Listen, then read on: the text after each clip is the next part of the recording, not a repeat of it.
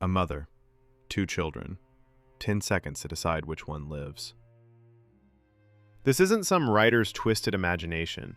It's based on real horrors that happened during the Holocaust, turned into one of the most devastating stories ever put on page and screen. Let's set it up fast. In Sophie's Choice, a mother arrives at a concentration camp with her son and daughter. A guard, for no reason other than cruelty disguised as mercy, tells her she has to choose. One child goes to the work camp, one goes to the gas chamber. If she refuses to choose, both die. Sit with that for a second. Not which is worse, not who deserves it more.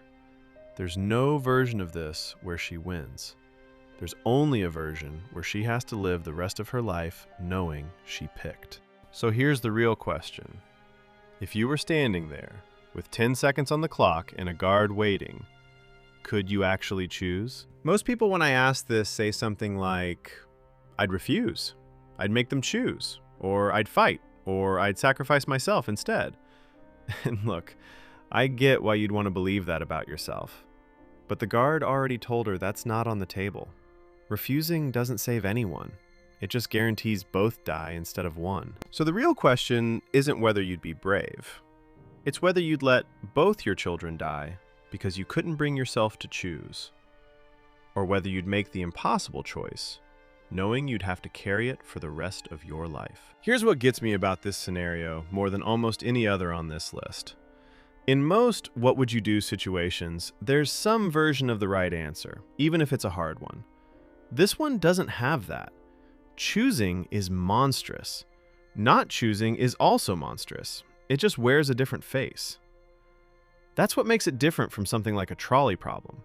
There's no lever that saves the most people. There's just loss and how much of it you're forced to own personally. Honestly, I don't think I could choose. And I don't say that as some noble stand. I think the truth is, in that moment, most people would freeze. And freezing would be its own choice, one that cost them both children instead of one. That's the horror of it. Doing nothing isn't neutral here. It's the worst option on the table, and yet I think it's what most of us would actually do, paralyzed by not wanting blood on our hands, even if it costs more blood in the end. That's the question this scenario is really asking. Not what's the right choice. It's, can you live with yourself either way? And I think for most of us, honestly, the answer is no. Not fully. Not ever again. So now it's on you. 10 seconds. 2 children. A guard waiting for an answer. Do you choose or do you freeze and let fate make the choice for you?